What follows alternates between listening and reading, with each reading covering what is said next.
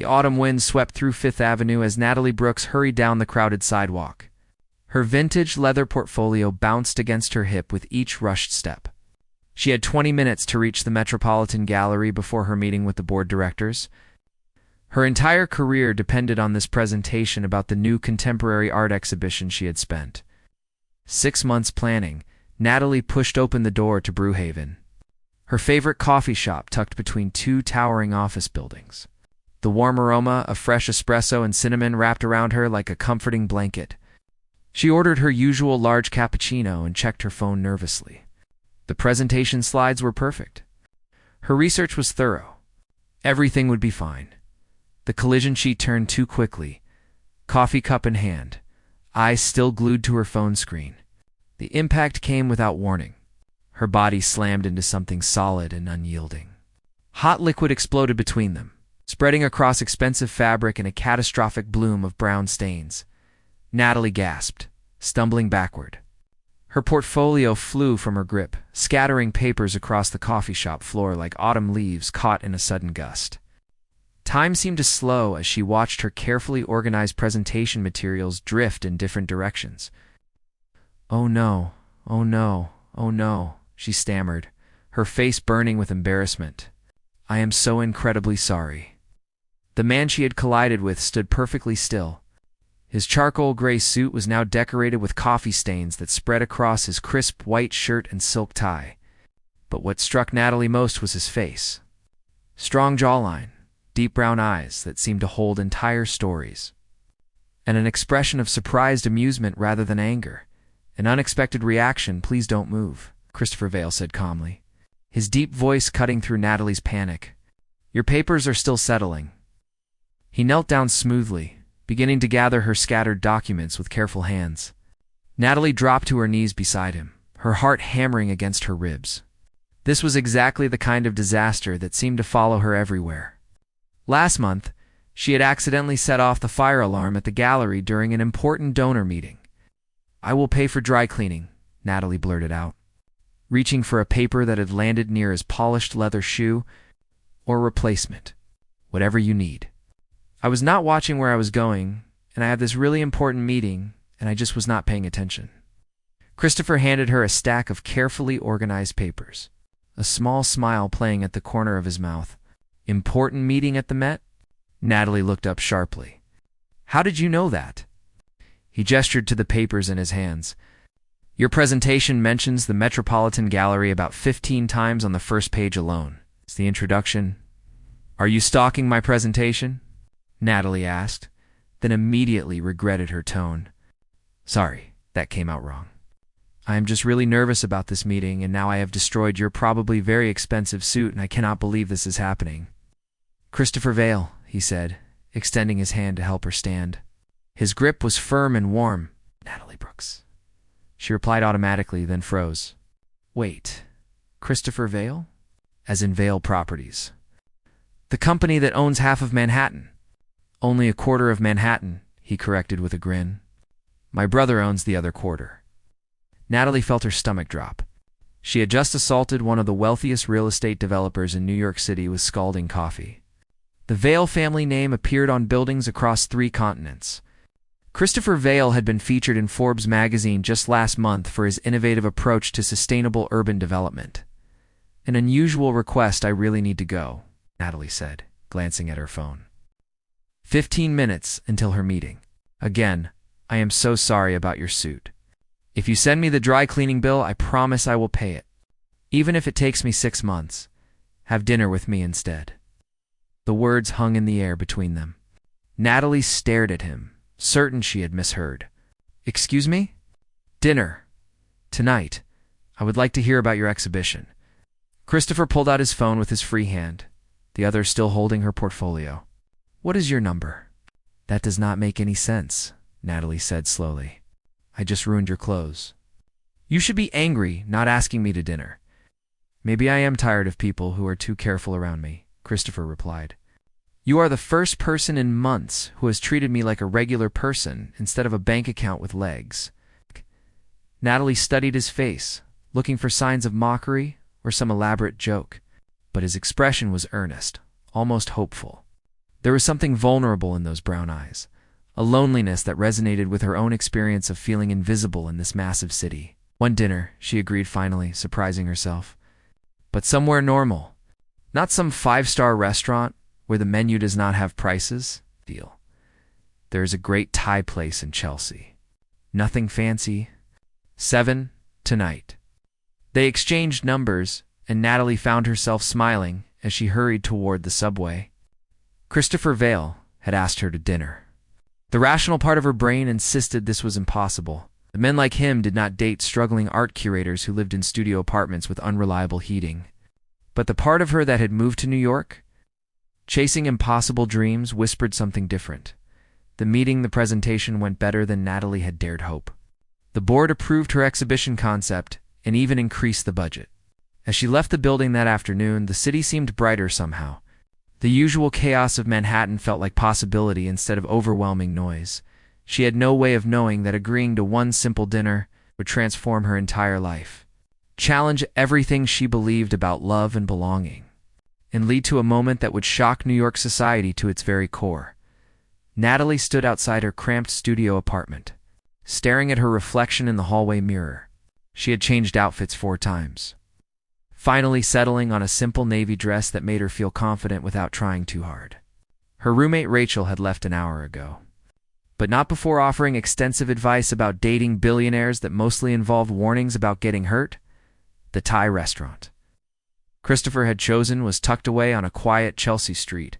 Warm light spilled from its windows, and the smell of lemongrass and basil filled the air. Natalie spotted him immediately at a corner table. He had changed into a casual burgundy sweater and dark jeans, looking somehow more attractive than he had in his ruined suit that morning. Christopher stood when he saw her, and his smile was genuine and warm. "You came. I was worried you might think better of it." "I almost did," Natalie admitted, sliding into her chair. "I spent the entire day convincing myself this was a terrible idea, and yet here you are. Here I am." Getting to know each other over pad thai and green curry, they talked. Really talked. Christopher asked questions about her work at the gallery, her childhood in Vermont, her decision to pursue art curation despite her family's concerns about practical career choices. He listened with an intensity that made her feel like the only person in the room. "My parents wanted me to be a teacher," Natalie explained, twirling noodles around her fork. "Something stable and safe. They think art is just a hobby, not a real profession." "My father wanted me to be a lawyer," Christopher said. "He thought real estate was too risky, too dependent on market fluctuations. Now he takes credit for my success at every family gathering." Natalie laughed. "Do you ever wish you had done something completely different?" "Every day," Christopher admitted, his expression growing thoughtful. "I wanted to be an architect. I wanted to design buildings, not just buy and sell them. But family expectations have a way of reshaping your dreams into something more acceptable." There was a sadness in his voice that tugged at something deep in Natalie's chest. Despite their different backgrounds, they shared this understanding of feeling trapped by other people's expectations. Their second date was a walk through the Brooklyn Botanical Garden at sunset. Christopher held her hand as they wandered through the Japanese garden, and Natalie felt a warmth spreading through her chest that had nothing to do with the October weather. Their third date was at a small jazz club in Harlem, where nobody recognized him. They sat in a dark corner booth, shoulders touching, while a saxophone player filled the room with music that seemed to speak directly to Natalie's soul. By their fifth date, Natalie realized she was falling in love with him. The realization terrified her. "This is moving too fast," she told Rachel one evening as she got ready to meet Christopher for dinner. "We are from completely different worlds. He lives in a penthouse that probably costs more per month than I will make in 5 years. Does he make you happy?" Rachel asked simply. Natalie paused, thinking about the way Christopher made her laugh, the way he remembered small details she mentioned, the way he looked at her like she was the most fascinating person he had ever met. "Yes, he makes me ridiculously happy." And stop overthinking it. The shadow of Victoria Sterling, but reality had a way of complicating fairy tales. It started with small things. Photographers outside restaurants, whispered conversations that stopped when Natalie entered rooms, articles and gossip columns speculating about Christopher, Vale's mysterious new girlfriend. Then came the phone call that changed everything. "I need to ask you something," Christopher said one evening, as they sat in his penthouse overlooking Central Park. The view was breathtaking, but Natalie could see tension in the set of his shoulders. "The Vale Foundation hosts an annual charity gala next month. I want you to come with me."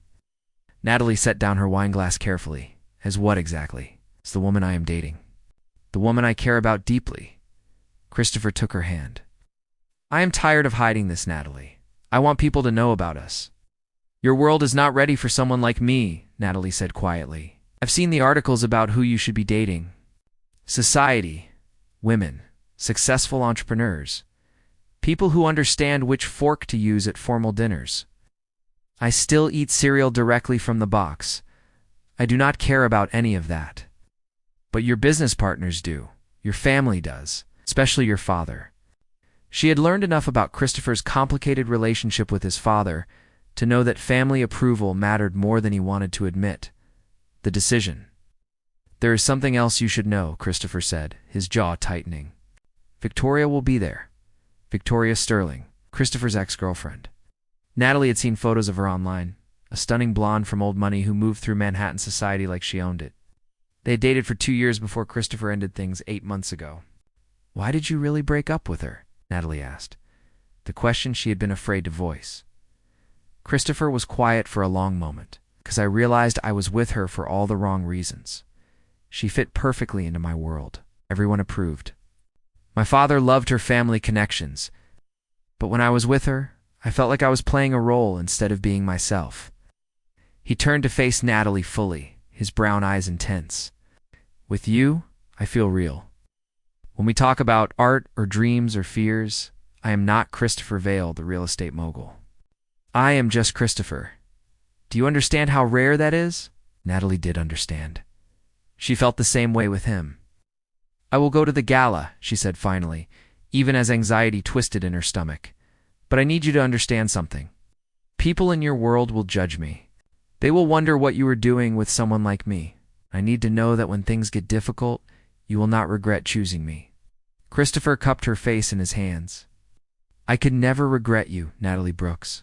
Never." He kissed her then, soft and sure, and Natalie let herself believe him. She had no way of knowing that the gala would test everything they felt for each other, that Victoria Sterling had plans of her own, or that Christopher would soon make a declaration that would shock everyone who heard it. The week before the gala passed in a blur of nervous anticipation. Christopher had insisted on sending a stylist to Natalie's apartment, a kind woman named Simone who transformed her cramped studio into a temporary fashion salon. The gown they selected was a deep sapphire blue that complemented her dark hair and brought out the green flecks in her hazel eyes. Rachel watched from the couch as Simone worked her magic with makeup and hair. "You look like you belong on a red carpet," she said softly, "like you were always meant to be there." But Natalie did not feel like she belonged. She felt like a child, playing dress-up in her mother's closet, pretending to be someone she could never truly become. The night of the gala arrived too quickly. Christopher picked her up in a sleek black car, and when he saw her, his breath caught visibly.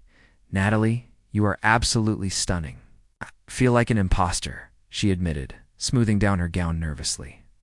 Christopher took her hand, pressing a kiss to her knuckles. "You are the most genuine person I know. It is not something you can fake." Entering another world, the Plaza Hotel ballroom glittered like something from a dream. Crystal chandeliers cast rainbow light across marble floors. Women dripped with diamonds that probably cost more than Natalie's entire education. Men in custom tuxedos discussed business deals worth millions of dollars as casually as others might discuss weekend plans. Christopher kept his arm around her waist, anchoring her as they moved through the crowd. He introduced her to business associates, old family friends, and fellow philanthropists. Most were polite but distant, their eyes assessing her worth in seconds and finding her lacking. "That is Christopher Vale," she heard someone whisper. "Who is that girl with him?" "She is nobody." Natalie pretended not to hear, but each comment was like a small cut, accumulating into a larger wound. The Confrontation, then Victoria Sterling, arrived. She entered the ballroom, like a queen surveying her kingdom, dressed in a crimson gown that hugged every curve. Her blonde hair was swept into an elegant updo, and diamonds sparkled at her throat and ears. Every eye in the room turned to watch her entrance. Victoria's gaze locked onto Christopher and Natalie immediately. A cold smile spread across her perfect features as she glided toward them. "Christopher, darling," Victoria purred, her voice carrying across the nearby conversations. "How wonderful to see you." "And who is this, Victoria?" "This is Natalie Brooks." "Natalie Victoria Sterling," Christopher said, his tone carefully neutral. "The art curator," Victoria said, her smile sharpening. "How absolutely charming." Christopher always did have a soft spot for charity cases, Christopher warned, but she continued as if he had not spoken. "Tell me, Natalie, how are you enjoying your little Cinderella moment? It must be quite thrilling to see how the other half lives." Victoria sipped her champagne, her eyes glittering with malice. "I do hope you are not getting too comfortable. Christopher has a pattern, you see. He finds broken things, fixes them up, and then moves on to the next project once the novelty wears off." Breaking point, Natalie felt the words like physical blows. Around them, conversations had quieted as people turned to watch the drama unfold. She could see the calculation in Victoria's eyes, the deliberate cruelty designed to humiliate her in front of New York's elite. "If you will excuse me," Natalie said quietly, her voice remarkably steady, despite the tears threatening to spill. "I need some air." She turned and walked toward the terrace doors, her head held high even as her heart shattered. Behind her, she heard Christopher's angry voice, but she did not stop. She could not bear to see the pity in his eyes, or worse, the realization that Victoria was right. The terrace was blessedly empty. The cool November air a shock after the stuffy ballroom. Natalie gripped the stone railing, staring out at the glittering Manhattan skyline through blurred vision. What had she been thinking? That she could simply step into this world and be accepted? That love was enough to bridge the enormous gap between their lives? "Natalie," Christopher's voice came from behind her, rough with emotion. She did not turn around. "Please look at me." She turned slowly, and what she saw in his face made her breath catch. It was not pity or embarrassment. It was fury mixed with something deeper, something that looked like fierce determination. "The declaration, come back inside with me," Christopher said, extending his hand. "Please, Christopher, I cannot go back in there." Everyone heard what she said. Everyone knows she is right. She is not right. He stepped closer, taking both her hands in his. Nothing she said was true. "You are not a project, or a phase, or a charity case. You are the woman I love." Natalie's eyes widened. They had not said those words to each other yet. "I love you, Natalie Brooks," Christopher continued, his voice growing stronger. "I love your passion for art and the way you see beauty in everything. I love how you make me laugh and challenge me to be better. I love that you see me as just Christopher, not as a name or a bank account, and I am done hiding it."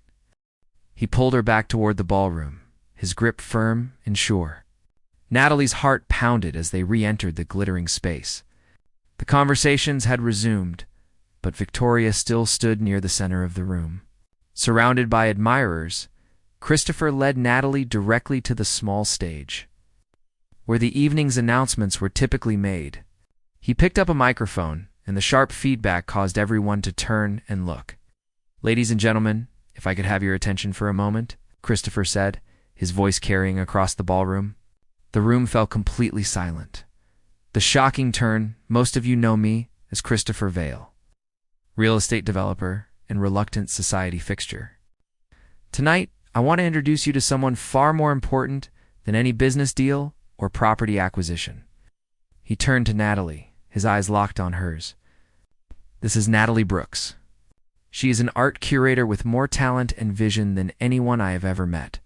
She is kind, brilliant, and sees the world in ways that constantly amaze me." Natalie stood frozen, aware of hundreds of eyes watching them, but Christopher's gaze never wavered from her face. "She is also the woman I intend to marry." Gasps rippled through the crowd.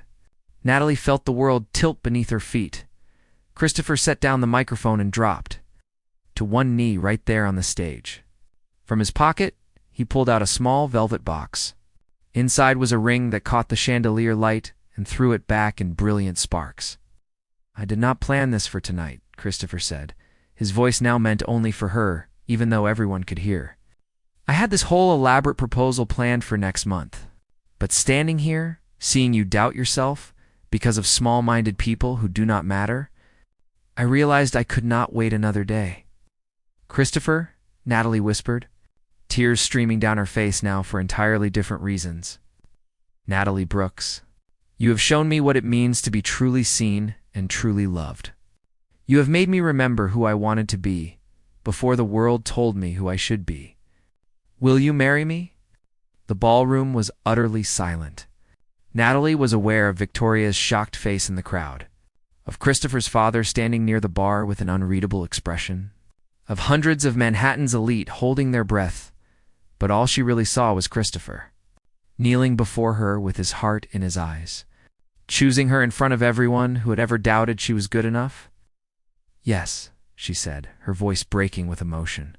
Yes, I will marry you. The ballroom erupted in applause as Christopher slid the ring onto her finger and pulled her into his arms. He kissed her there on the stage in front of everyone. A declaration that needed no words.